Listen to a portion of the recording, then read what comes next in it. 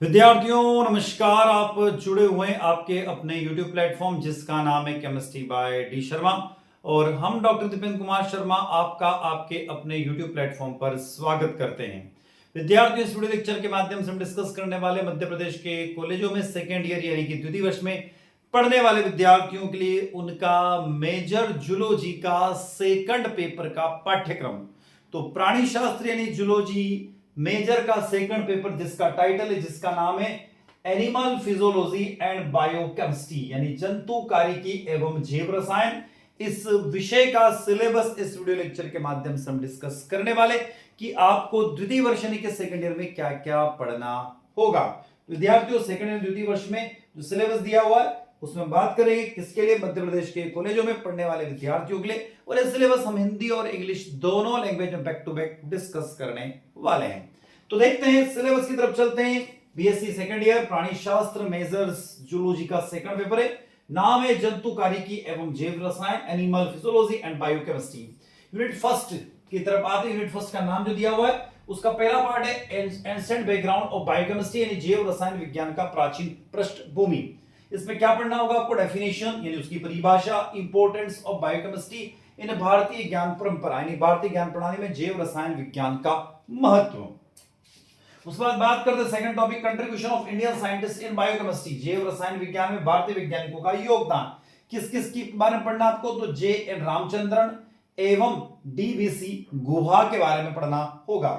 उसके बाद आता है अगला टॉपिक, पंचभूत एवं जैव अणु, पंचभूत एंड बायोमोलिक्यूल्स। इसमें आपको पढ़ना होगा बायोकेमिकल प्रॉपर्टीज ऑफ 5 एलिमेंट, पंच तत्वों के जैव रासायनिक गुण। पंच तत्व कौन कौन से?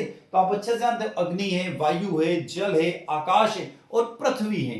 तो इनके बारे में आपको पूरा पढ़ना होगा। आते हैं इसी फर्स्ट मिनट के सेकंड टॉपिक के तरफ जिसका नाम बायोमोलिक्यूल यानी कि जैव अणु।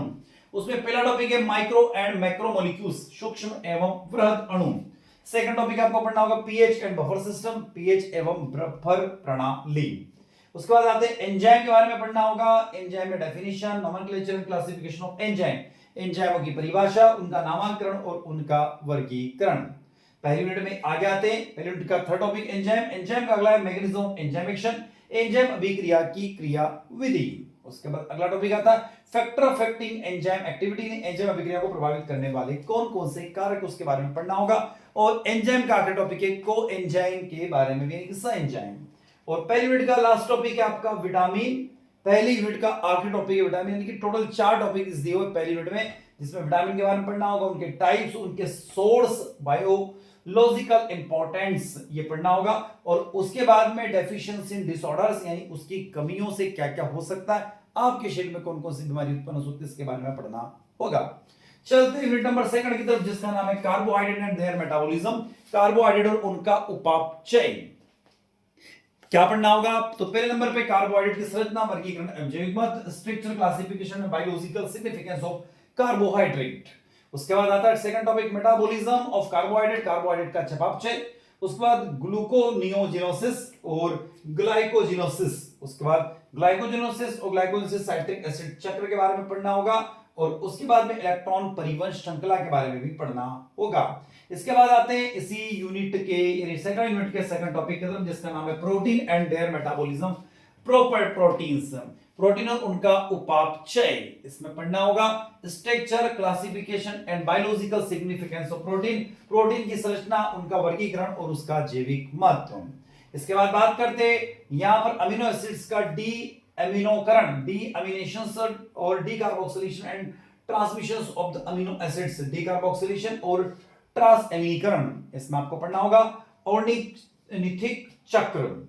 आते हैं लिपिड एंड मेटाबॉलिज्म की तरफ, लिपिड और उनका चयापचय, structure, classification, biological significance of lipid, lipid की संरचना, वर्गीकरण और उसका जैविक महत्व। उसके बाद beta oxidation of fatty acid यानी वसा अम्लों का बीटा ऑक्सीकरण। यूनिट नंबर 3 में दिया हुआ है भारतीय ज्ञान परंपरा के बारे में आपको पढ़ना होगा। इसमें त्रिदोष जिसमें वात, पित्त और कफ के बारे में पढ़ना होगा। उसके बाद कंट्रीब्यूशंस ऑफ भारतीय साइंटिस्ट ऋषि चरक, अवतार सिंह पैंटल और नित्य आनंद, इन तीनों के बारे में पढ़ना होगा। यूनिट 3 में दिया हुआ फिजियोलॉजिकल ऑफ डाइजेशन यानी पाचन कारिकी। इसमें पढ़ना होगा मुखिर, जठरीय एवं आंतरीय पाचन, अवशोषण एवं एसिमिलेशंस। इसी का अगला टॉपिक दिया हुआ है पाचन कारिकी का, जठरांत्र पथ में एंजाइमों के स्त्राव का हार्मोनल कंट्रोल यानी कि नियंत्रण। उसके बाद आता अगला पाचन तंत्र से जुड़े रोग, चिड़चिड़ा आंत्र सिंड्रोम, सूजन आंत्र रोग, पेप्टिक अल्सर और पित्ताशय की पथरी। और लास्ट में दिया हुआ है ताप नियंत्रण यानी थर्मो रेगुलेशंस। आते हैं यूनिट नंबर 4 की तरफ, जिसमें आपको पढ़ना होगा जूलॉजी मेजर का सेकंड पेपर का 4th यूनिट है। इसमें फिजियोलॉजिकल ऑफ रेस्पिरेशन है, श्वसन कार्य के बारे में पढ़ना होगा, मैकेनिज्म ऑफ रेस्पिरेशन, प्लमनरी और वेटनरी यानी श्वसन की क्रियाविधि, फुसफुसीय और वेंटिलेशन। उसके बाद respiratory volumes and the capacitors यानी श्वसन आयतन और क्षमता।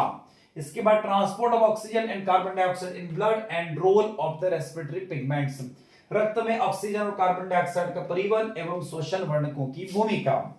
इसके बाद आता है श्वसन से जुड़े रोग, अस्थमा, सिस्टिक फाइब्रोसिस, निमोनिया और तपेदिक यानी ट्यूबरकुलोसिस। आते हैं इसी में यूनिट नंबर 4 का अगला टॉपिक दिख रहा है आपको, जिसमें physiological of nervous impulse conduction यानी तंत्रिका आवेग संचरण की कार्यकी।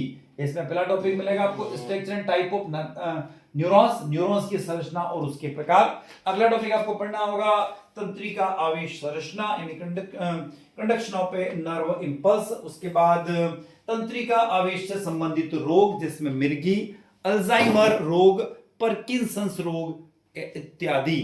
इसके बाद आता है यूनिट नंबर 4 का अगला टॉपिक है, यहाँ पर फिजियोलॉजिकल ऑफ मसल्स कॉन्ट्रैक्शंस, मांसपेशी संकोचन की कार्यकी। इसमें पढ़ना होगा मांसपेशियों की रचना एवं प्रकार यानी structure and types of muscles.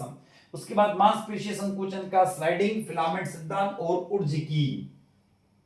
और यूनिट नंबर 4 का आगे टॉपिक है मांसपेशियों संबंधित रोग, मांसपेशियों में ऐंठन, मांसपेशियों दुर्विकार और माइस्थेनिया ग्रेविस। आते हैं आखिरी यूनिट की तरफ चलते हैं, जूलॉजी मेजर सेकंड पेपर का आखिरी यूनिट 5 यूनिट है, जिसमें फिजियोलॉजिकल ऑफ एक्सट्रैक्शन यानी उत्सर्जन की कार्यकी। इसमें आपको नाइट्रोजन युक्त अपशिष्ट पदार्थ की बात होगी, जिसमें अमीनोटेलिज्म, यूरियोटेलिज्म और यूरिकोटेलिज्म इनके बारे में पढ़ना होगा। उसके बाद मूत्र निर्माण की क्रियाविधि, मैकेनिज्म ऑफ यूरिन फॉर्मेशन। इसके बाद वृक्क से संबंधित रोग, डायसिस एसोसिएटेड विद किडनी, इसमें क्रोनिक किडनी डिसीज।